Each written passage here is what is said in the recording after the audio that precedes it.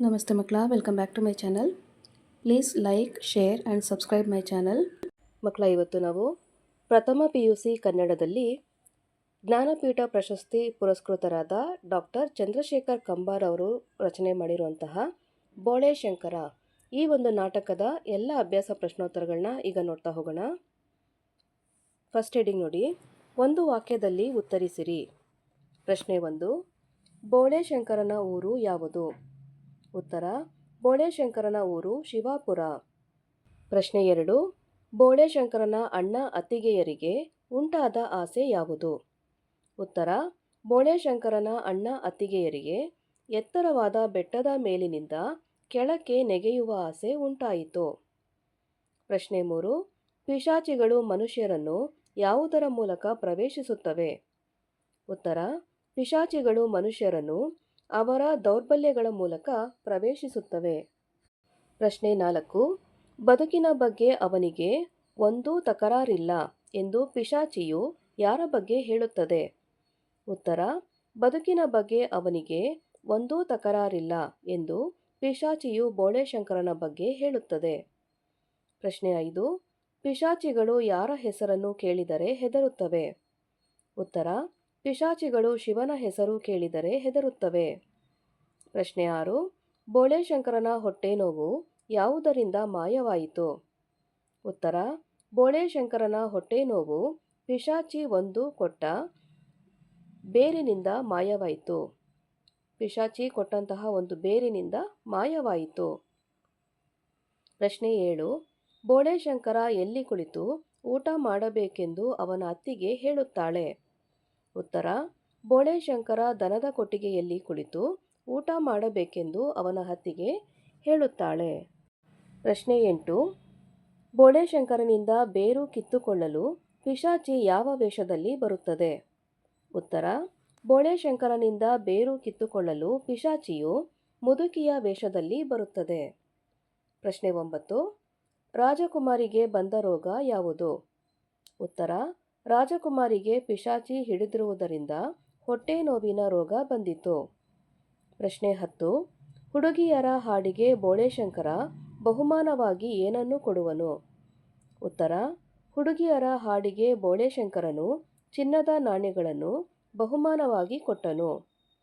ಪ್ರಶ್ನೆ 11, ಸೈನಿಕರು ಯಾವುದಕ್ಕೆ ಜಯವಾಗಲಿ ಎಂದು ಹಾಡಿದರು? ಉತ್ತರ, ಸೈನಿಕರು ಕೋವಿಗೆ ಜಯವಾಗಲಿ ಎಂದು ಹಾಡಿದರು. ಪ್ರಶ್ನೆ 12, ಕತ್ತಲೆಯ ನಿಜ ಜನಕನು ಯಾರು? ಉತ್ತರ, ಕತ್ತಲೆಯ ನಿಜ ಜನಕ ಸೈತಾನ್. ಪ್ರಶ್ನೆ 13, ಅಣ್ಣಂದಿರಿಗೆ ಯಾವ ರೋಗ ಹಿಡಿದಿದೆ ಎಂದು ಬೋಳೆ ಶಂಕರ ಹೇಳುತ್ತಾನೆ?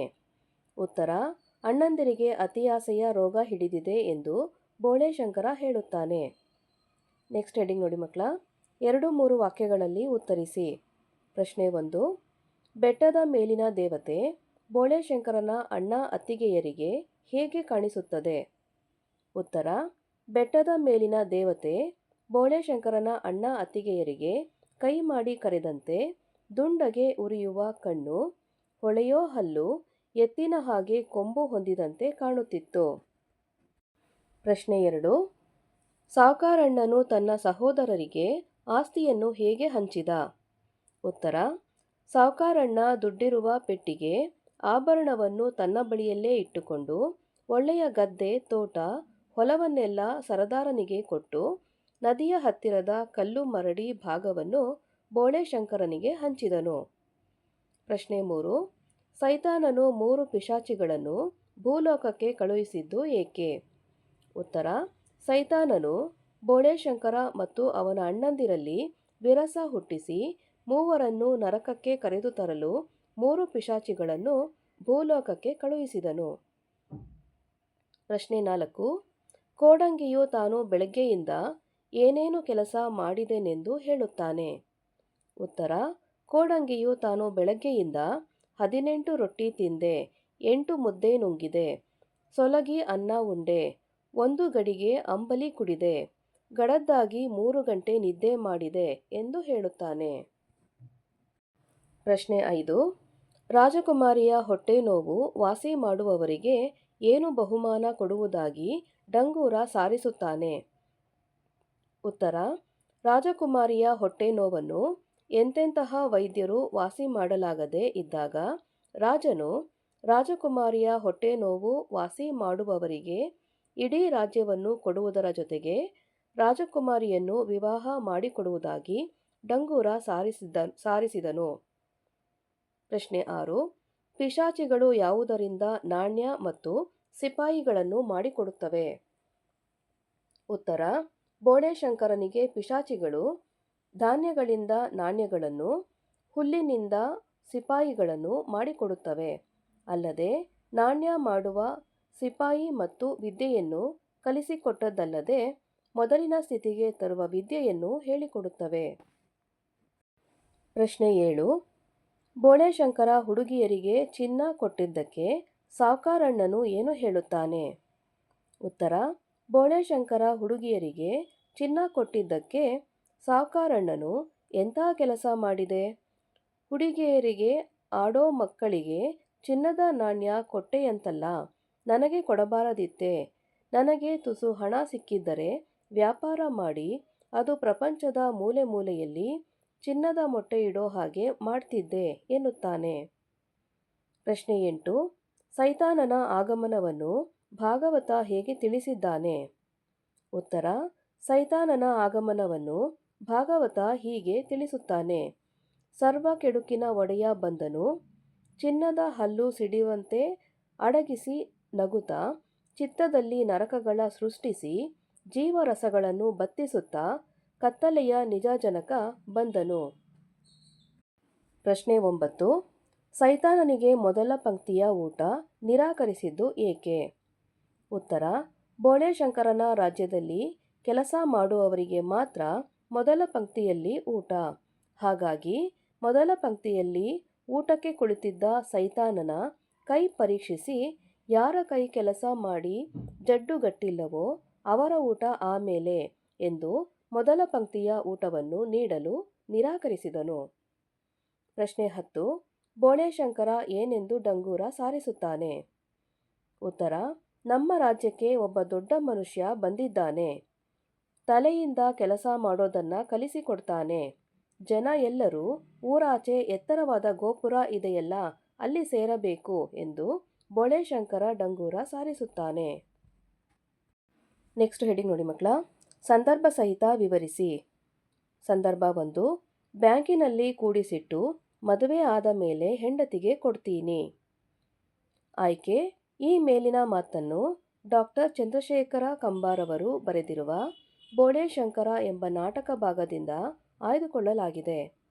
ಸಂದರ್ಭ: ಈ ಮಾತನ್ನು ಕೋಡಂಗಿ ಭಾಗವತನಲ್ಲಿ ಹೇಳುತ್ತಾನೆ. ವಿವರಣೆ: ಕೋಡಂಗಿಯು ತನ್ನ ಯಜಮಾನ ಬೆಪ್ತಕ್ಕಡಿ ಬೋಳೆಶಂಕರನ ಹತ್ತಿರ ಕೆಲಸಕ್ಕಿದ್ದಾಗ ಬಂದ ಸಂಬಳದ ಬಗ್ಗೆ ಭಾಗವತ ಕೇಳಿದಾಗ ದಿನಕ್ಕೆ ಕೆನ್ನೆ ಮೇಲೆ 10 ಏಟು ಎಂದನು. ಆಗ ಭಾಗವತ ದಿನಕ್ಕೆ 10 ವರ್ಷಕ್ಕೆ 3600 ಏಟಾಯ್ತು. ಇಷ್ಟು ಸಂಬಳ ತೆಗೆದುಕೊಂಡು ಏನು ಮಾಡ್ತೀಯಾ ಎಂದಾಗ ಕೋಡಂಗಿಯು ಈ ಮೇಲಿನಂತೆ ಹೇಳುತ್ತಾನೆ. ಸಂದರ್ಭ 2. ಇವನಿಗೇನು ಹೆಂಡತೀನೇ ಮಕ್ಕಳೇ? ಆಯ್ಕೆ: ಈ ಮೇಲಿನ ಮಾತನ್ನು ಡಾಕ್ಟರ್ ಚಂದ್ರಶೇಖರ ಕಂಬಾರವರು ಬರೆದಿರುವ ಬೋಳೆಶಂಕರ ಎಂಬ ನಾಟಕ ಭಾಗದಿಂದ ಆಯ್ದುಕೊಳ್ಳಲಾಗಿದೆ. ಸಂದರ್ಭ: ಈ ಮಾತನ್ನು ಸರದಾರನ ಹೆಂಡತಿ ಆಸ್ತಿಯನ್ನು ಹಂಚಿಕೆ ಮಾಡುವ ಸಂದರ್ಭದಲ್ಲಿ ಬೋಳೆಶಂಕರನಿಗೆ ಹೇಳುತ್ತಾಳೆ.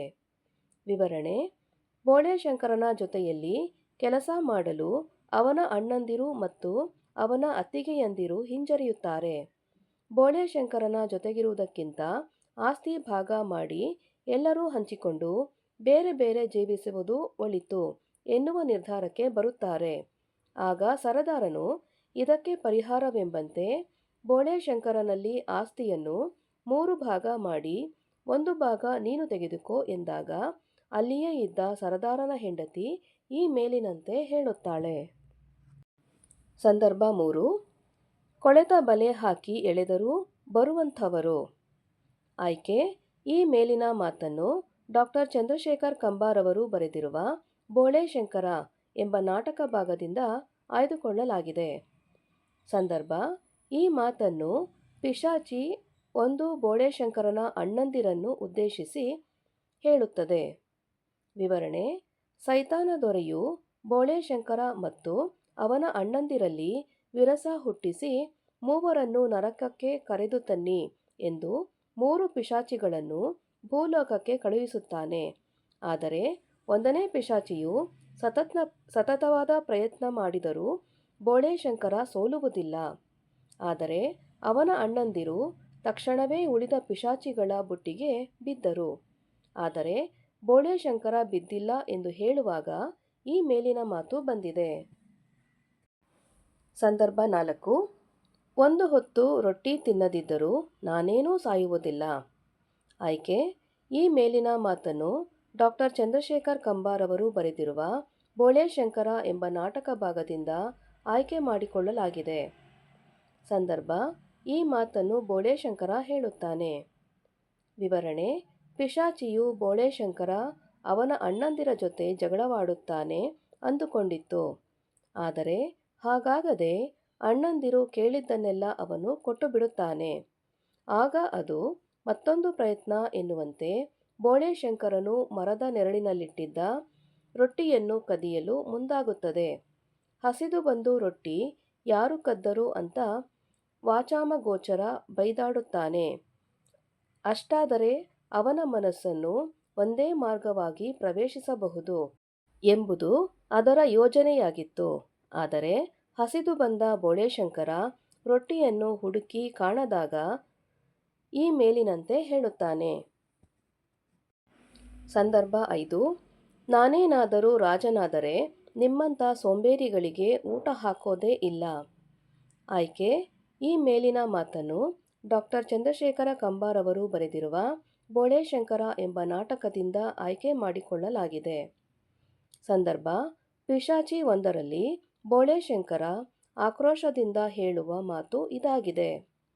ವಿವರಣೆ: ಪಿಶಾಚಿ 1 ಬೋಳೇಶಂಕರನ ಜೊತೆ ಆಟ ಆಡೋಣ ಎಂದು 2 ಸೇರಿ 5 ಆಟ ಆಡುವ ಎನ್ನುತ್ತದೆ. ಆದರೆ ಬೋಳೇಶಂಕರ ಅದರ ಮಾತಿಗೆ ಒಪ್ಪುವುದಿಲ್ಲ. ಬದಲಾಗಿ ನೀನೇನು ಕೆಲಸ ಮಾಡ್ತೀಯಾ ಎಂದು ಪಿಶಾಚಿಗೆ ಕೇಳುತ್ತಾನೆ.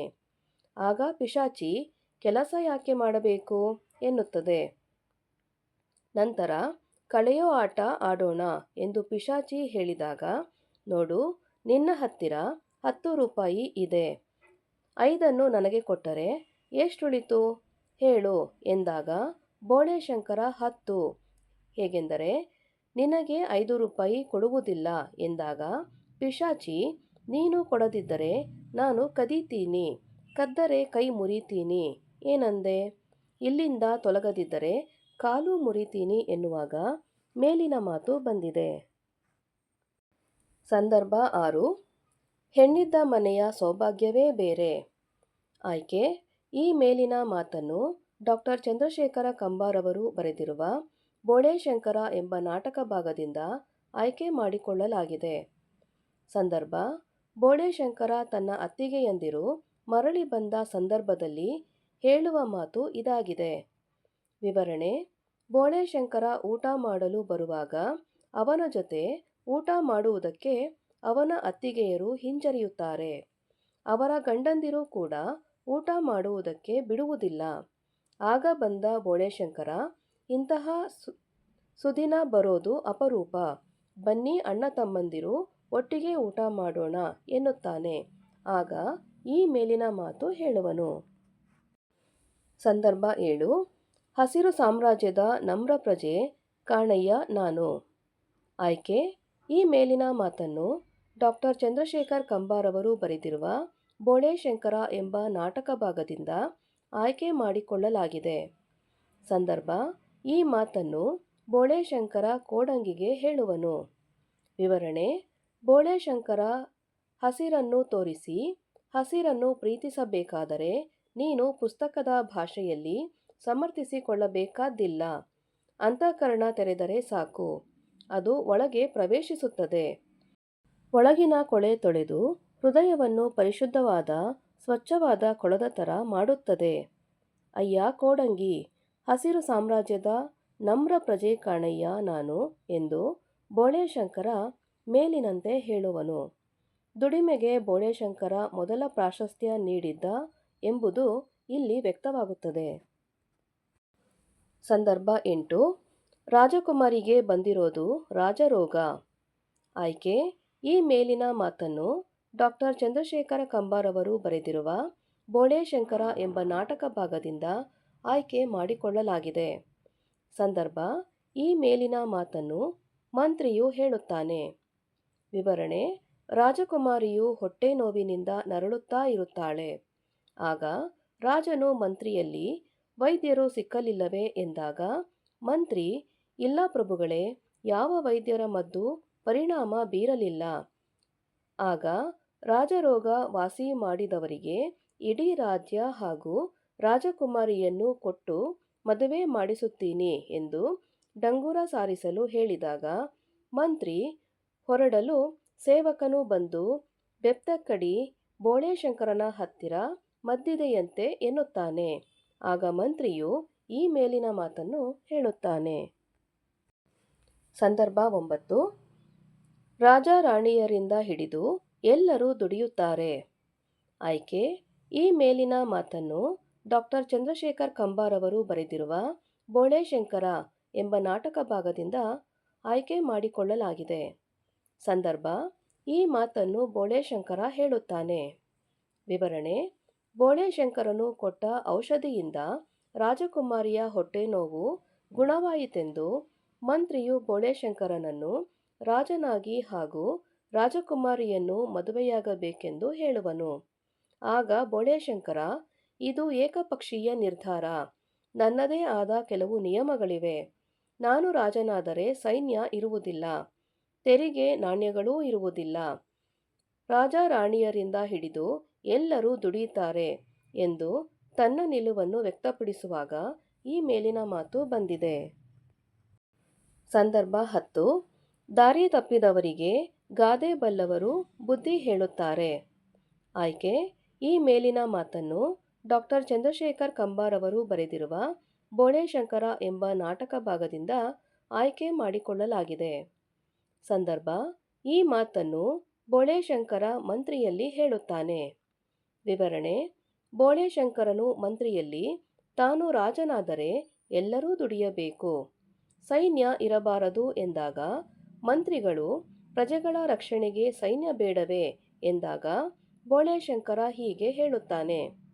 ಬಂದವರು ಏನು ಕೊಳ್ಳೆ ಹೊಡೆಯುತ್ತಾರೆ? ನಾಣ್ಯಗಳೇ ಇಲ್ಲ ಎಂದರೆ ಏನು ಕಳ್ಳತನ ಮಾಡುವರು? ಕಾನೂನು ರಕ್ಷಣೆ ಎಂದು ಮಂತ್ರಿ ಹೇಳಿದಾಗ ಬೋಳೇಶಂಕರ ಪ್ರತಿಕ್ರಿಯಿಸುತ್ತಾ ಈ ಮೇಲಿನ ಮಾತನ್ನು ಹೇಳುತ್ತಾನೆ. ಸಂದರ್ಭ 11.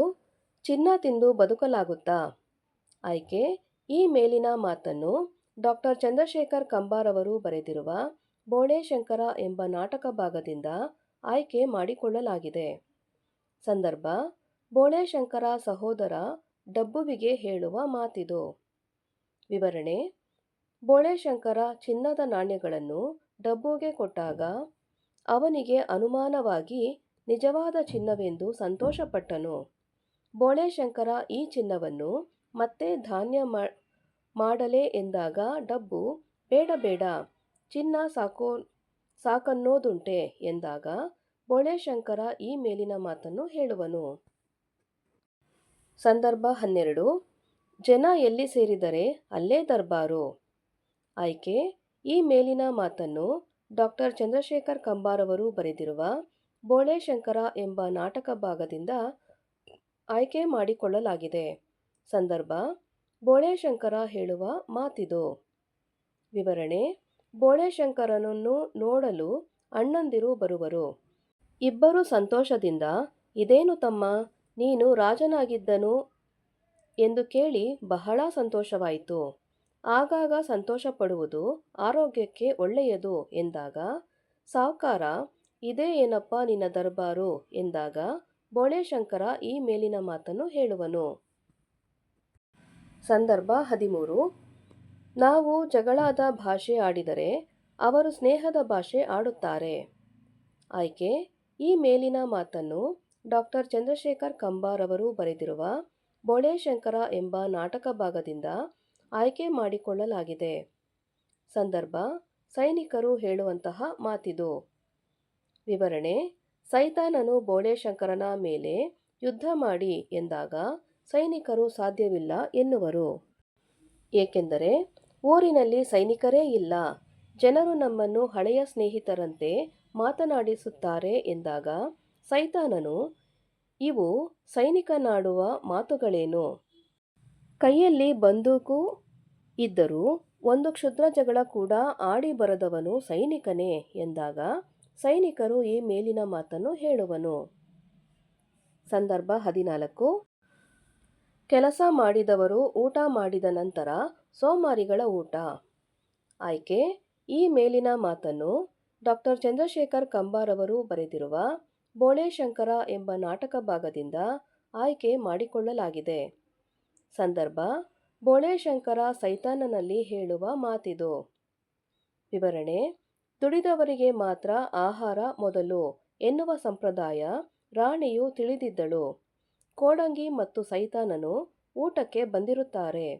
ಆಗ ಬೋಳೇಶಂಕರನು ಅವರಿಗೆ ಊಟದ ಪಂಕ್ತಿಯಲ್ಲಿ ಕೂರಲು ಹೇಳಿದಾಗ ರಾಜಕುಮಾರಿ, ಅಯ್ಯ, ನಿನ್ನ ಕೈ ತೋರಿಸು ನೋಡೋಣ ಎಂದಾಗ ಸೈತಾನನ ಕೈ ನೋಡಿ, ತಪ್ಪು ತಿಳಿಬೇಡಪ್ಪ, ಸ್ವಲ್ಪ ನಿಧಾನಿಸಿ ಆಮೇಲಿನ ಪಂಕ್ತಿಯಲ್ಲಿ ಕೂಡು, ಈ ಜನ ಊಟ ಮಾಡಿದ ಮೇಲೆ ನಿನ್ನ ಸರದಿ ಎಂದಾಗ ಬೋಳೇಶಂಕರ, ಯಾರ ಕೈ ಕೆಲಸ ಮಾಡಿ ಜಿಡ್ಡುಗಟ್ಟಿಲ್ಲವೋ ಅವರ ಊಟ ಆಮೇಲೆ ಎನ್ನುವಾಗ ಈ ಮೇಲಿನ ಮಾತನ್ನು ಬೋಳೇಶಂಕರನು ಹೇಳುವನು. ಸಂದರ್ಭ 15. ತಲೆಯಿಂದ ಕೆಲಸ ಮಾಡುವುದು ಹೇಗೆಂದು ನಿಮಗೆ ಹೇಳಿಕೊಡುತ್ತೇನೆ.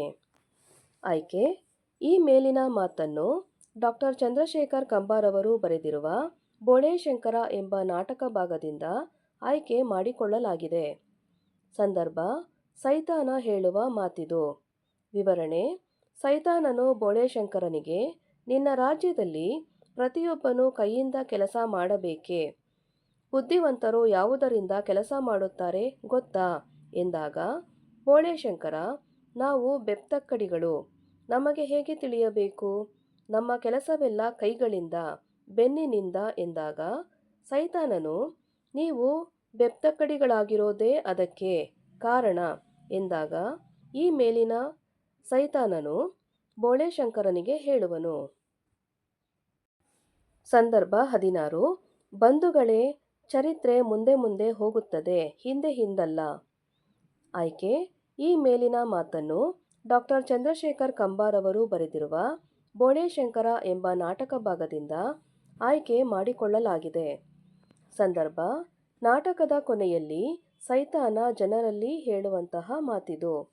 ವಿವರಣೆ: ಎತ್ತರವಾದ ಗೋಪುರದ ಮೇಲೆ ನಿಂತು ಸೈತಾನನು ಜನರನ್ನು ಹೀಗೆ ಹೇಳುವನು. ಬೆಪ್ತಕ್ಕಡಿ ಬಂಧುಗಳೇ, ನಮ್ಮ ಮಾತನ್ನು ಕೇಳಿರಿ, ನೀವು ನಗರದ ಸುಖಗಳಿಂದ ವಂಚಿತರಾಗಿದ್ದೀರಿ. ನೀವು ಒಮ್ಮೆ ತಲೆಯ ಬೆಲೆ ತಿಳಿದಿರಾದರೆ ಸ್ವರ್ಗದ ಸುಖಗಳನ್ನು ಸೂರೆ ಮಾಡುವ ಸಿಟಿ ಕಟ್ಟಬಹುದು. ಸುಖಗಳ ಸಂಖ್ಯೆ ಹಾಗೂ ದಾಹಗಳನ್ನು ದಿನದಿನಕ್ಕೆ ಹೆಚ್ಚಿಸುವ ಸಿಟಿ ಕಟ್ಟಬಹುದು. ಶ್ರಮವನ್ನೇ ವಿನಿಯೋಗಿಸೋದು ಅಂದರೆ ನಾಗರಿಕತೆಯನ್ನು ಆದಿಮ ಸ್ಥಿತಿಗೆ ಒಯ್ಯೋದು ಎನ್ನುವಾಗ ಈ ಮೇಲಿನ ಮಾತು ಬಂದಿದೆ. ನೆಕ್ಸ್ಟ್ ಹೆಡಿಂಗ್ ನೋಡಿ ಮಕ್ಕಳ. 5 ವಾಕ್ಯದಲ್ಲಿ ಉತ್ತರಿಸಿರಿ. ಪ್ರಶ್ನೆ 1. ಬೋಳೇಶಂಕರ ಮತ್ತು ಅವನ ಅಣ್ಣಂದಿರನ್ನು ಭಾಗವತರು ಹೇಗೆ ಪರಿಚಯಿಸುತ್ತಾರೆ? ಉತ್ತರ: ಬೋಳೇಶಂಕರ ಮತ್ತು ಅವನ ಅಣ್ಣಂದಿರು ಶಿವಾಪುರದಲ್ಲಿ ವಾಸವಾಗಿದ್ದರು. ದೊಡ್ಡವನು ಸರದಾರ ಸೋಮಣ್ಣ. ಆಳೋದಕ್ಕೆ ಹುಟ್ಟಿದವನು, ಕುರಿ ಕೋಳಿ ಕೊಂದವನು. ಅವು ಸಿಗದಿದ್ದರೆ ಮತ್ತು ಸಾಧ್ಯವಾದರೆ ಮನುಷ್ಯರನ್ನು ಕೊಲ್ಲಬಲ್ಲವನು. ಎರಡನೆಯವನು ಸಾವುಕಾರ ಕಾಮಣ್ಣ. ಹೊಟ್ಟೆ ಮಜಬೂತಣ್ಣ. ಅದಕ್ಕೆ ಅವನ ಉರ್ಫ್ ನಾಮ ಡಬ್ಬಣ್ಣ. ಎಣಿಸೋದರಲ್ಲಿ ಜಾಣ. ಹಸು ಎಣಿಸುತ್ತಾನೆ, ಹಣ ಎಣಿಸುತ್ತಾನೆ. ಯಾರ್ಯಾರ ಜಮೀನು ಎಷ್ಟೆಕರೆ ಇದೆ ಎಂದರೆ ತಕ್ಷಣವೇ ಅಂಕಿ ಅಂಶದಿಂದ ಹೇಳುವನು. ಇನ್ನು ಮೂರನೆಯವನು ಬೆಪ್ತಕ್ಕಡಿ ಬೋಳೇಶಂಕರ. ಅವನಿಗೆ ಅವನಾಯ್ತು, ಭೂಮಿ ಸೀಮೆ ಆಯ್ತು, ಮಳೆ ಬೆಳೆ ಆಯ್ತು. ಒಂದು ನೊಣ ನೋಯಿಸಿದವನಲ್ಲ. ಮಳೆ ಬರುವುದನ್ನು 1 ವಾರಕ್ಕೆ ಮುಂಚೆನೇ ಹೇಳಬಲ್ಲ. ನಿಂತ ನೀರಿಗೆ ಹರಿಯೋದಕ್ಕೆ ಕಾಲುವೆ ತೋಡಬಲ್ಲ. ಹಕ್ಕಿ ಹಾಡಿನ ಅರ್ಥ ಹೇಳಬಲ್ಲ. ಹೂವಿಗೆ ಬೀಳುವ ಕನಸು ಹೇಳಬಲ್ಲ. ಇನ್ನೇನಪ್ಪ ಅಂದರೆ ಕೈ ಬೆರಳಿಲ್ಲದೆ ಎಣಿಸೋಕೆ ಬರೋದಿಲ್ಲ ಎಂದು ಬೋಳೇಶಂಕರ ಮತ್ತು ಅವನ ಅಣ್ಣಂದಿರನ್ನು ಭಾಗವತರು ಪರಿಚಯಿಸುತ್ತಾರೆ. ಪ್ರಶ್ನೆ 2 ನೋಡಿ ಮಕ್ಕಳ. ಬೋಳೇಶಂಕರನ ಅಣ್ಣಂದಿರೇ ವಾಸಿ ಎಂದು ಪಿಶಾಚಿ ಹೇಳಲು ಕಾರಣವೇನು? ಉತ್ತರ: ಸೈತಾನನು 3 ಪಿಶಾಚಿಗಳನ್ನು ಬೋಳೇಶಂಕರ ಮತ್ತವನ ಅಣ್ಣಂದಿರಲ್ಲಿ ವಿರಸ ಹುಟ್ಟಿಸಿ ಮೂವರನ್ನು ನರಕಕ್ಕೆ ಕರೆದು ತನ್ನಿ ಎಂದು ಹೇಳಿ ಕಳುಹಿಸಿದ್ದನು. ಆಗ ಪಿಶಾಚಿ 1 ಭೂಲೋಕಕ್ಕೆ ಬಂದು ಬೋಳೇಶಂಕರನ ಅಣ್ಣಂದಿರೇ ವಾಸಿ ಎನ್ನುತ್ತದೆ. ಕಾರಣ ಅವರು ಕೊಳೆತ ಬಲೆ ಹಾಕಿ ಎಳೆದರೂ ಬರುವಂಥವರು. ಪಿಶಾಚಿ 1 ಹೇಳುವಂತೆ ಅಣ್ಣಂದಿರು ತಲೆ ತುರಿಸಿಕೊಳ್ಳುವ ಮೊದಲೇ ಇವರು ವಶವಾಗಿದ್ದರು. ನನ್ನ ಅಣ್ಣಂದಿರು ಅವರ ಹಿಂದೆ ನಿಲ್ಲುವುದಷ್ಟೇ ತಡ. ಅವರು ಮೊದಲೇ ಬೆಟ್ಟದ ತುದಿಯಿಂದ ನೆಗೆದು ಬೀಳೋದಕ್ಕೆ ಹೇಗೆ ಚಡಪಡಿಸುತ್ತಿದ್ದರು. ಆದರೆ ಬೋಳೇಶಂಕರ ದಡ್ಡನಂತೆ ಕಾಣಿಸಿದರೂ ಮಹಾಮೇಧಾವಿ. ಆದ್ದರಿಂದ ಪಿಶಾಚಿಯು ಬೋಳೇಶಂಕರನ ಅಣ್ಣಂದಿರೇ ವಾಸಿ ಎನ್ನುತ್ತದೆ. ಪ್ರಶ್ನೆ 3. ಬೋಳೇಶಂಕರ ನಾಣ್ಯ ಮತ್ತು ಸೈನಿಕರನ್ನು ಪಡೆದ ಪ್ರಸಂಗವನ್ನು ವಿವರಿಸಿ. ಉತ್ತರ: ಪಿಶಾಚಿ 2 ಪಿಶಾಚಿ 3ಕ್ಕೆ ಬೋಳೇಶಂಕರ ಸುಲಭವಾಗಿ ಬಲೆಗೆ ಬೀಳುವವನಲ್ಲ ಎಂದು ತಿಳಿದಿತ್ತು. ಹಾಗಾಗಿ ಅವುಗಳು ಒಂದು ಒಳ್ಳೆಯ ಯೋಜನೆಯನ್ನು ಹಾಕಲು ಮುಂದಾಗುತ್ತವೆ. ಆ ಯೋಜನೆ ಏನೆಂದರೆ ರಾಜಕುಮಾರಿಗೆ ಹೊಟ್ಟೆ ನೋವನ್ನು ಭರಿಸಿ ಆಕೆಯ ನೋವನ್ನು ಶಮನಗೊಳಿಸಲು ಬೋಳೇಶಂಕರನನ್ನು ಕಳುಹಿಸುವಂತೆ ಮಾಡಿ ತನ್ಮೂಲಕವಾಗಿ ಆತನಿಂದ ನೋವನ್ನು ವಾಸಿ ಮಾಡಲು ಸಾಧ್ಯವಾಗದಂತೆ ಮಾಡಿ ಆ ಮೂಲಕ ಆತನ ಕತ್ತನ್ನು ಕತ್ತರಿಸಬೇಕು ಎಂಬುದು. ಅದರಂತೆ ಪಿಶಾಚಿ 2 ಮುದುಕಿ ವೇಷದಲ್ಲಿ ಹೊಟ್ಟೆ ನೋವಿನ ನಾಟಕವಾಡಿ ಬೋಳೇಶಂಕರನ ಎದುರು ಕಾಣಿಸಿಕೊಳ್ಳುತ್ತದೆ. ಆಗ ಬೋಳೇಶಂಕರ ಶಿವ ನಿನಗೆ ಒಳ್ಳೆಯದು ಮಾಡಲಿ ಎಂದು ತನ್ನ ಬಳಿ ಇದ್ದ ಬೇರನ್ನು ಕೊಡುತ್ತಾನೆ. ಶಿವನ ಹೆಸರು ಹೇಳಿದ ಕೂಡಲೇ ಅದು ತನ್ನ ಮೂಲ ರೂಪಕ್ಕೆ ಬರುತ್ತದೆ.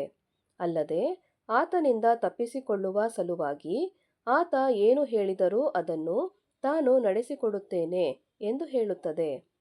ಆಗ ಬೋಳೇಶಂಕರ ಅದರ ಮಾತಿನಂತೆ ಧಾನ್ಯದಿಂದ ಚಿನ್ನದ ನಾಣ್ಯ ಪಡೆದುಕೊಂಡು ಶಿವನ ಹೆಸರು ಹೇಳುವ ಮೂಲಕ ಅದನ್ನು ನಾಶಪಡಿಸುತ್ತಾನೆ. ಇತ್ತ ರಾಜಕುಮಾರಿ ವಿಪರೀತವಾದ ಹೊಟ್ಟೆ ನೋವಿನಿಂದ ಬೊಬ್ಬೆ ಹೊಡೆಯುತ್ತಾಳೆ. ಆಕೆಯ ನೋವಿನ ತೀವ್ರತೆಯನ್ನು ಗಮನಿಸಿದ ರಾಜನು ರಾಜಕುಮಾರಿಯ ನೋವನ್ನು ವಾಸಿ ಮಾಡಿದವರಿಗೆ ಇಡೀ ರಾಜ್ಯ ಮತ್ತು ರಾಜಕುಮಾರಿಯನ್ನು ಮದುವೆ ಮಾಡಿ ಕೊಡುವುದಾಗಿ ಡಂಗುರ ಸಾರಿಸುವಂತೆ ಹೇಳುತ್ತಾನೆ.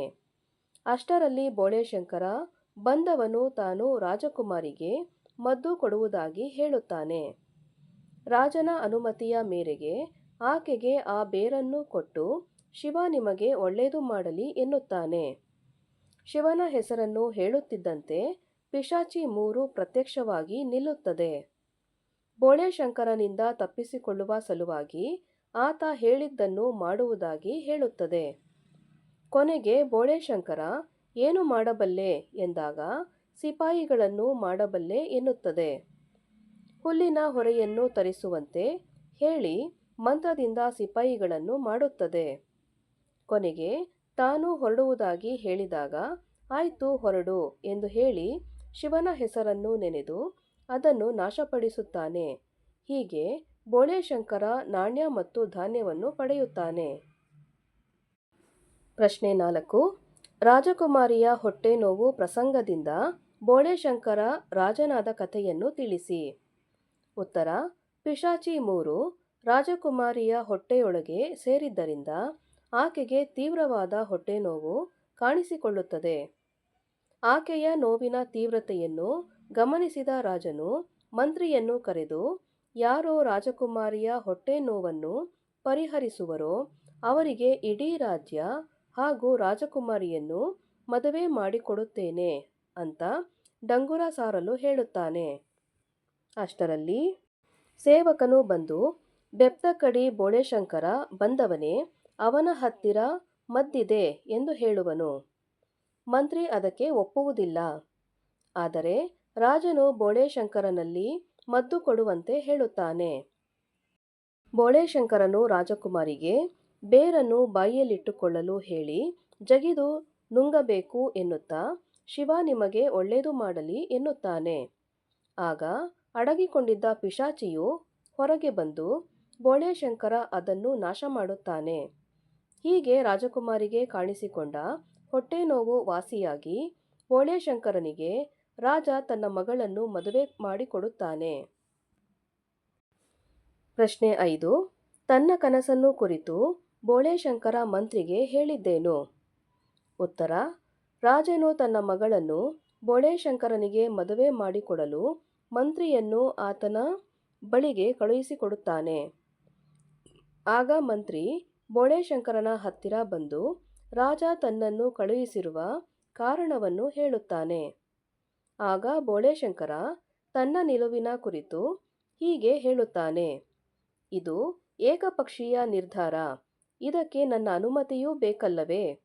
ಹರಿಯುವ ನದಿಯನ್ನು ಬಂಧಿಸಲು ಸಾಧ್ಯವಿಲ್ಲ. ಬಂಧಿಸಿದರೆ ನೀರಿಗೆ ಅದರದೇ ಆದ ನಿಯಮಗಳಿವೆ. ಆಗ ಮಂತ್ರಿಯು ಆ ನಿಯಮಗಳು ಯಾವುವು ಎಂದು ತಿಳಿಯಬಹುದೋ ಎಂದಾಗ ಬೋಳೇಶಂಕರ ಪ್ರತಿಕ್ರಿಯಿಸುತ್ತಾ, ತಾನು ರಾಜನಾದರೆ ಸೈನ್ಯ ಇರುವುದಿಲ್ಲ, ತೆರಿಗೆ ನಾಣ್ಯಗಳು ಇರುವುದಿಲ್ಲ, ರಾಜ ರಾಣಿಯರಿಂದ ಹಿಡಿದು ಎಲ್ಲರೂ ದುಡಿದು ತಿನ್ನಬೇಕು. ದುಡಿಯದೆ ತಿಂದು ಬದುಕುವವರಿಗೆ ಇಲ್ಲಿ ಅವಕಾಶಗಳೇ ಇಲ್ಲ. ಅದೇನಿದ್ದರೂ ದುಡಿದವರು, ಮುದುಕರು, ಮಕ್ಕಳು ಉಂಡಾದ ಮೇಲೆ ಸೋಮಾರಿಗಳಿಗೆ ಊಟ. ಅನ್ಯರ ದಾಳಿಗಳಿಂದ ಪ್ರಜೆಗಳಿಗೆ ರಕ್ಷಣೆ ಬೇಡವೇ ಎನ್ನುವ ಮಂತ್ರಿಯ ಪ್ರಶ್ನೆಗೆ ಬೋಳೇಶಂಕರನು, ಬಂದವರು ಏನು ಕೊಳ್ಳೆ ಹೊಡೆಯುತ್ತಾರೆ? ಏನಾದರೂ ಸಂಗ್ರಹಿಸಿದ್ದರಲ್ಲವೇ ವಿನಿಮಯ. ಕೆಲಸದಿಂದಾದರೆ ನಾಣ್ಯದ ಅಗತ್ಯವಿಲ್ಲ. ನಾಣ್ಯ ಇಲ್ಲ ಎಂದಾದರೆ ಸಂಗ್ರಹ ಬೇಕಿಲ್ಲ. ಕಾನೂನು ಅದರ ರಕ್ಷಣೆಯ ಬಗ್ಗೆ ಹೇಗೆ ಎನ್ನುವ ಮಂತ್ರಿಯ ಪ್ರಶ್ನೆಗೆ ಬೋಳೇಶಂಕರನು, ದಾರಿ ತಪ್ಪಿದವರಿಗೆ ಗಾದೆ ಬಲ್ಲವರು ಬುದ್ಧಿ ಹೇಳುತ್ತಾರೆ ಎಂದು ತನ್ನ ಕನಸಿನ ಬಗ್ಗೆ ತಿಳಿಸುತ್ತಾನೆ. ಪ್ರಶ್ನೆ 6. ಸೈನಿಕರು ಹಾಡಿದ ಸಿಟಿ ಹಾಡಿನ ಸಾರಾಂಶವೇನು? ಉತ್ತರ: ಸೈನಿಕರು ಹಾಡಿದ ಸಿಟಿ ಹಾಡಿನ ಸಾರಾಂಶವೆಂದರೆ, ಸಿಟಿಯಲ್ಲಿನ ಕಾರ್ಖಾನೆಗಳ ಹೊಗೆ ಬಾನಿನಲ್ಲಿ ತುಂಬಿಕೊಂಡಿದೆ. ವಾಹನಗಳ ಸೈರನ್ನಿನ ಶಬ್ದ ಕಿವಿಗಳ ತುಂಬ ತುಂಬಿದೆ. ಸಿಟಿಯ ಕೊಳಗೇರಿಯ ಕೊಚ್ಚೆಯಲ್ಲಿ ತೇಲಾಡಿದ ಮಕ್ಕಳು, ಆಲದ ಎಲೆಯ ಮೇಲೆ ಕ್ಯಾಲೆಂಡರ್ಗಳಲ್ಲಿ ಕೃಷ್ಣರ ಫೋಟೋಗಳು, ತಂಬೆಲರಿನ ತುಂಬ ಪೆಟ್ರೋಲಿನ ವಾಸನೆ, ವಾಹನಗಳ ಮುಖದಲ್ಲಿ ಹೊಸ ಥರದ ಚಿತ್ರಗಳು, ಹೂವಿನ ಕುಂಡಗಳು ಕಪ್ಪಾಗಿವೆ, ಲಾಲ್ಬಾಗ್ನ ತರುಲತೆಯಲ್ಲಿ ಅರಳಿರುವುವು ನೋವು. ಪ್ರಶ್ನೆ 7. ಸೈತಾನನು ತನ್ನ ಪರಿಚಯ ಮಾಡಿಕೊಂಡ ಬಗೆ ಹಾಗೂ ಬಂದಂತಹ ಕಾರಣವನ್ನು ತಿಳಿಸಿ. ಉತ್ತರ: ಸೈತಾನನು ಭಾಗವತನಿಗೆ, ಅಯ್ಯ, ಉರ್ವಿಯಲ್ಲಿ ಸರ್ವರಿಗೆ ಬಲುಗರ್ವ ಕೊಟ್ಟು ಅವರಿಗೆ ದುರ್ವ್ಯಸನವನ್ನಿಂಟಿಸಿ ನಿರ್ವಂಶ ಮಾಡುತ್ತಾ ಸೃಷ್ಟಿಯ ಹಾಳು ಮಾಡಿ ತುಷ್ಟಿಯ ಪಡುವಂಥ ಸುಳ್ಗೆ ಹಳಬ, ಸತ್ಯಕ್ಕೆ ಹೊಸಬನಾಗಿರುವಂತಹ ಬಗೆ ಬಗೆಯ ಭ್ರಮೆಗಳನ್ನು ಸೃಷ್ಟಿಸಿ ಸುಂದರ ಸುಳ್ಳುಗಳ ಸಾಗರದಲ್ಲಿ ಮಾನವರನ್ನು ಅದ್ಭುತ ಅವರ ನಾಶವನ್ನೇ ಜೀವನಾಧಾರ ಮಾಡಿಕೊಂಡಿರುವಂಥ ಧೀಮಂತ ನಾನು ಎಂದನು. ಶಿವಪುರದಲ್ಲಿ ಬೆಪ್ತಕ್ಕಡಿ ಬೋಳೇಶಂಕರ ಮತ್ತು ಅವನ ಸಹೋದರ ಇವರ ಮಧ್ಯೆ ವಿರಸ ತಂದು ಛಲದಿಂದ ಕಲಹವಾಡಿ ಪರಸ್ಪರ ಅವಗಡಿಸಿ ಅವಮಾನಿಸಿ ಕಿವಿ, ಮೂಗು, ಕಣ್ಣು, ಹಲ್ಲುಗಳ ಕಿತ್ತು ಆತ್ಮಗಳ ಕೊಳೆಯಾಗಿಸಿ ಸಾಯಿಸಲೆಂದು 3 ಪಿಶಾಚಿಗಳಿಗೆ ಆಜ್ಞೆ ನೀಡಿ ಕಳುಹಿಸಿದ್ದೇನೆ. ಆದರೆ ಏನೂ ಸುದ್ದಿ ತಿಳಿಯಲಿಲ್ಲ. ಆದ್ದರಿಂದ ನಾನೇ ಬಂದಿದ್ದೇನೆ ಎಂದು ಕಾರಣವನ್ನು ತಿಳಿಸಿದನು. ಪ್ರಶ್ನೆ 8. ಬೋಳೇಶಂಕರ ತನ್ನ ಅಣ್ಣಂದಿರಿಗೆ ಸಿಪಾಯಿ ಮತ್ತು ನಾಣ್ಯಗಳನ್ನು ಮಾಡಿಕೊಡಲು ಏಕೆ ನಿರಾಕರಿಸುತ್ತಾನೆ? ಉತ್ತರ: ಬೋಳೇಶಂಕರ ತನ್ನ ಅಣ್ಣಂದಿರಿಗೆ ಸಿಪಾಯಿ ಮತ್ತು ನಾಣ್ಯಗಳನ್ನು ಮಾಡಿಕೊಡಲು ನಿರಾಕರಿಸುತ್ತಾನೆ ಏಕೆಂದರೆ ಅಣ್ಣಂದಿರ ದೌರ್ಜನ್ಯವೇ ಕಾರಣ. ಬೋಳೆಶಂಕರನು ತಾನು ಸರದಾರನಿಗೆ ಮಾಡಿಕೊಟ್ಟ ಸೈನಿಕರು ಹಾಡಿಕೊಂಡು ಸಾಲಾಗಿ ಕುಣಿಯುತ್ತಾರೆಂದು ತಿಳಿದಿದ್ದ. ಆದರೆ ಸರದಾರನ ಸೈನಿಕರು ಬೇರೆಯವರನ್ನು ಕೊಲ್ಲುತ್ತಿದ್ದರು. ಆತನ ಸೈನಿಕರಿಂದಾಗಿ ಎಷ್ಟೋ ಜನ ಮಕ್ಕಳು, ವಯಸ್ಸಾದವರು ಅನಾಥರಾಗಿದ್ದರು. ಇನ್ನೂ ಸಾವುಕಾರ ಡಬ್ಬುವಿನ ತೆರಿಗೆದಾರ ಸಹಿಸದೆ ಜನ ತನ್ನ ದನಕರುಗಳನ್ನು ಮಾರಿ ತೆರಿಗೆ ಕಟ್ಟಿ ಬೋಳೆಶಂಕರನ ರಾಜ್ಯಕ್ಕೆ ವಲಸೆ ಬರುತ್ತಿದ್ದರು. ಕಾರ್ಖಾನೆಗಳ ಹೊಗೆ ನುಂಗಲಾರದೆ ಜನ ಓಡಿ ಬರುತ್ತಿದ್ದರು. ಈ ಕಾರಣಕ್ಕಾಗಿ ಬೋಳೆಶಂಕರ ತನ್ನ ಅಣ್ಣಂದಿರಿಗೆ ಸಿಪಾಯಿ ನಾಣ್ಯಗಳನ್ನು ಮಾಡಿಕೊಡಲು ನಿರಾಕರಿಸುತ್ತಾನೆ. ಪ್ರಶ್ನೆ 9. ಯುದ್ಧ ಮಾಡಲು ಸೈನಿಕರು ಏಕೆ ನಿರಾಕರಿಸುತ್ತಾರೆ? ಉತ್ತರ: ಯುದ್ಧ ಮಾಡಲು ಸೈನಿಕರು ನಿರಾಕರಿಸುತ್ತಾರೆ ಏಕೆಂದರೆ ಬೋಳೆಶಂಕರನ ರಾಜ್ಯದಲ್ಲಿ ಸೈನಿಕರೇ ಇಲ್ಲ. ಜನರು ಇವರನ್ನು ಹಳೆಯ ಸ್ನೇಹಿತರಂತೆ ಮಾತನಾಡಿಸುತ್ತಾರೆ, ಪ್ರೀತಿಯಿಂದ ನೋಡ್ತಾರೆ, ಊಟ ತಿಂಡಿ ಕೊಡ್ತಾರೆ. ಹಿಂದೆ ಬೋಳೆಶಂಕರನ ಮೆರವಣಿಗೆಯಲ್ಲಿದ್ದವರು ನೀವಲ್ಲವೇ ಅಂತ ಗುರುತು ಹಿಡಿಯುತ್ತಾರೆ. ನಾವು ಜಗಳದ ಭಾಷೆ ಆಡಿದರೆ ಅವರು ಸ್ನೇಹದ ಭಾಷೆ ಆಡುತ್ತಾರೆ. ಇರುವೆಗೆ ಸಿಟ್ಟು ಬರಬಹುದು, ಆದರೆ ಆ ಜನರಿಗೆ ಸಿಟ್ಟಿಲ್ಲ. ಆದ್ದರಿಂದ ಯುದ್ಧ ಮಾಡಲು ಸೈತಾನನ ಸೈನಿಕರು ನಿರಾಕರಿಸಿದರು. ಪ್ರಶ್ನೆ 10. ಸೈನಿಕರು ಏನೇನನ್ನು ನಾಶ ಮಾಡಿದರು ಎಂದು ಶಿವಪುರದ ಜನರು ಹೇಳುತ್ತಾರೆ? ಉತ್ತರ: ಸೈನಿಕರು ಶಿವಪುರದ ಮನೆಗಳಿಗೆ ಬೆಂಕಿ ಹಚ್ಚಿ ನಾಶ ಮಾಡುತ್ತಿದ್ದರು. ದನ ಕರುಗಳನ್ನು ಕಡಿದು ಕಡಿದು ಚೆಲ್ಲುತ್ತಿದ್ದರು. ಎಳನೀರು ಕುಡಿದು ಮರವನ್ನು ಕಡಿದು ನಾಶ ಮಾಡುತ್ತಿದ್ದಾರೆ. ಏಕೆ ಎಂದು ಕೇಳಿದರೆ ಅವರು ಗೊತ್ತಿದ್ದರೆ ಹೇಳುತ್ತಿರಲಿಲ್ಲವೇನಯ್ಯ ಎಂದು ಹೇಳಿ ಶಿವಪುರದಲ್ಲಿ ನಾಶ ಮಾಡುತ್ತಿರುವುದನ್ನು ಜನರು ಹೇಳುತ್ತಿದ್ದರು. ಪ್ರಶ್ನೆ 11. ಚಿನ್ನ ತೆಗೆದುಕೊಂಡು ಅನ್ನ ಕೊಡಿ ಎಂದ ಸೈತಾನನಿಗೆ ಶಿವಪುರದ ಜನರು ಹೇಗೆ ಪ್ರತಿಕ್ರಿಯಿಸಿದರು? ಉತ್ತರ: ಚಿನ್ನ ತೆಗೆದುಕೊಂಡು ಅನ್ನ ಕೊಡಿ ಎಂದ ಸೈತಾನನಿಗೆ ಶಿವಪುರದ ಜನರು ಹೀಗೆ ಪ್ರತಿಕ್ರಿಯಿಸಿದರು: ಚಿನ್ನ ತಗೊಂಡು ಅನ್ನ ಕೊಡೋದು ಹೇಗೆ ಸಾಧ್ಯ? ತೋರಿಸಿ ನೋಡೋಣ. ನಮ್ಮ ರಾಜರು ಮಕ್ಕಳು ಮನರಂಜನೆಗೆ ಆಗಾಗ ಧಾನ್ಯದಿಂದ ಮಾಡುತ್ತಾರಲ್ಲ, ಅವೇ ಅಲ್ಲವೇ ಇವು? ಹೌದು, ನನ್ನ ಮನೆಯಲ್ಲಿ ಮಕ್ಕಳು ಆಡಿಬಿಟ್ಟ ನಾಣ್ಯಗಳೇ ಬೊಗಸೆ ತುಂಬ ಇವೆ. ಇವನ್ನ ಇಟ್ಕೊಂಡು ಆಡೋದಕ್ಕೆ ನನಗೆ ಸಣ್ಮಕ್ಕಳೇ ಇಲ್ಲ. ನನ್ನ ಹತ್ತಿರ ಇಂತಹ ನಾಣ್ಯ 3 ಇವೆ ಎಂದೆಲ್ಲ ಊರಿನ ಜನರು ಸೈತಾನನಿಗೆ ಪ್ರತಿಕ್ರಿಯಿಸಿದರು. ಪ್ರಶ್ನೆ 12. ತಲೆಯಿಂದ ಕೆಲಸ ಮಾಡಬೇಕೆಂಬ ಸೈತಾನನ ಭಾಷಣದ ಸ್ವಾರಸ್ಯವನ್ನು ವಿವರಿಸಿರಿ. ಉತ್ತರ: ಸೈತಾನನು, ಬೆಪ್ತಕಡಿ ಬಂಧುಗಳೇ, ನೀವು ನಗರದ ಸುಖಗಳಿಂದ ಸೂರೆ ಮಾಡುವ ಸಿಟಿಯ ಕಟ್ಟಬಹುದು. ಶ್ರಮ ವಿನಿಯೋಗಿಸುವುದು ಅಂದರೆ ನಾಗರಿಕತೆಯನ್ನು ಆದಿಮ ಸ್ಥಿತಿಗೆ ಒಯ್ಯೋದು. ಬಂಧುಗಳೇ, ಚರಿತ್ರೆ ಮುಂದೆ ಮುಂದೆ ಹೋಗುತ್ತದೆ, ಹಿಂದೆ ಹಿಂದಲ್ಲ. ನಿಮ್ಮ ರಾಜನಿಗೆ ತಲೆ ಇಲ್ಲವಾದುದರಿಂದ ಇವೆಲ್ಲ ಮಾತು ತಿಳಿಯುವುದಿಲ್ಲ. ನೀವು ಜಾಣರಾಗಬೇಕು ಎಂದು ಹೇಳುವನು. ಪ್ರಶ್ನೆ 13. ಶ್ರಮಜೀವನ ಹಾಗೂ ಸರಳ ಬದುಕನ್ನು ರೂಢಿಸಿಕೊಂಡವರಿಗೆ ಪಿಶಾಚಿಗಳು ಏನು ಮಾಡಲಾರವು ಎಂಬುದು ನಾಟಕದಲ್ಲಿ ಹೇಗೆ ಮೂಡಿಬಂದಿದೆ? ಉತ್ತರ: ಬೋಳೆಶಂಕರ ಸೈತಾನನ ಬಲೆಗೆ ಬೀಳುವುದಿಲ್ಲ. ಅವರ ಅಣ್ಣಂದಿರು ಬೀಳುವರು. ಕಾರಣ, ಅವರಿಗೆ ಧನದ, ರಾಜ್ಯದ ಮೋಹವಿತ್ತು. ಆದರೆ ಬೋಳೆಶಂಕರನು ನಿಸ್ವಾರ್ಥಿ, ಶ್ರಮಜೀವಿ, ನೇರ ನುಡಿಯುವವನು. ಆದ್ದರಿಂದ ಪಿಶಾಚಿಗಳು ಜನರ ದೌರ್ಬಲ್ಯಗಳನ್ನು ಅರಿತು ಆಕ್ರಮಿಸಿಕೊಳ್ಳುತ್ತದೆ. ಆದರೆ ಸದಾ ಶ್ರಮಜೀವಿಗಳಿಗೆ, ದೌರ್ಬಲ್ಯಗಳಿಲ್ಲದಿರುವ ಜನರಿಗೆ ಯಾರೂ ಮೋಸ ಮಾಡಲು ಸಾಧ್ಯವಿಲ್ಲ ಎಂಬುದು ಈ ನಾಟಕದಲ್ಲಿ ಕಂಡುಬರುತ್ತದೆ. ಪ್ರಶ್ನೆ 14. ಹಸಿರೇ ಉಸಿರು ಎಂಬುದನ್ನು ಬೋಳೆಶಂಕರನ ಪಾತ್ರದ ಮೂಲಕ ನಾಟಕಕಾರರು ಹೇಗೆ ಸ್ಪಷ್ಟಪಡಿಸಿದ್ದಾರೆ ವಿಮರ್ಶಿಸಿ. ಉತ್ತರ: ಬೋಳೆಶಂಕರನು ನಿಸ್ವಾರ್ಥಿ, ಶ್ರಮಜೀವಿ, ನೇರ ನಡೆಯುವನು. ಬೋಳೆಶಂಕರನು ಕೋಡಂಗಿಗೆ ಹಸಿರನ್ನು ತೋರಿಸಿ ಹಸಿರನ್ನು ಪ್ರೀತಿಸಬೇಕಾದರೆ ನೀವು ಪುಸ್ತಕದ ಭಾಷೆಯಲ್ಲಿ ಸಮರ್ಥಿಸಿಕೊಳ್ಳಬೇಕಾಗಿಲ್ಲ. ಅಂತಃಕರಣ ತೆರೆದರೆ ಸಾಕು. ಅದು ಒಳಗೆ ಪ್ರವೇಶಿಸಿ ಒಳಗಿನ ಕೊಳೆ ತೊಳೆದು ಹೃದಯವನ್ನು ಪರಿಶುದ್ಧ ಸ್ವಚ್ಛವಾದ ಕೊಳದ ಥರ ಮಾಡುತ್ತದೆ. ಅಯ್ಯ ಕೋಡಂಗಿ, ಹಸಿರು ಸಾಮ್ರಾಜ್ಯದ ನಮ್ರ ಪ್ರಜೆ ಕಾಣಯ್ಯ ನಾನು ಎನ್ನುವುದರ ಮೂಲಕ ಬೋಳೇಶಂಕರನ ಪಾತ್ರದ ಮೂಲಕ ನಾಟಕಕಾರರು ಸ್ಪಷ್ಟಪಡಿಸಿದ್ದಾರೆ. ಮಕ್ಕಳ, ಇಲ್ಲಿಗೆ ಪ್ರಥಮ PUC ಕನ್ನಡದಲ್ಲಿ ಬೋಳೇಶಂಕರ ಅನ್ನೋ ನಾಟಕದ ಎಲ್ಲ ಅಭ್ಯಾಸ ಪ್ರಶ್ನೋತ್ತರಗಳನ್ನ ಇಲ್ಲಿಗೆ ಮುಕ್ತಾಯಗೊಳಿಸ್ತಾ ಇದ್ದೇನೆ. ಈ ಒಂದು ವಿಡಿಯೋ ನಿಮಗೆ ಇಷ್ಟ ಆದಲ್ಲಿ ದಯವಿಟ್ಟು ನಮ್ಮ ಚಾನಲ್ನ ಲೈಕ್ ಮಾಡಿ, ಶೇರ್ ಮಾಡಿ, ಸಬ್ಸ್ಕ್ರೈಬ್ ಮಾಡಿಕೊಂಡು ನಾವು ಹಾಕುವಂಥ ಎಲ್ಲ ವಿಡಿಯೋನ ನೋಡ್ತಾ ನಮ್ಮನ್ನು ಎನ್ಕರೇಜ್ ಮಾಡ್ತಾ ಹೋಗಿ ಮಕ್ಕಳ. Thank you for watching. Bye bye.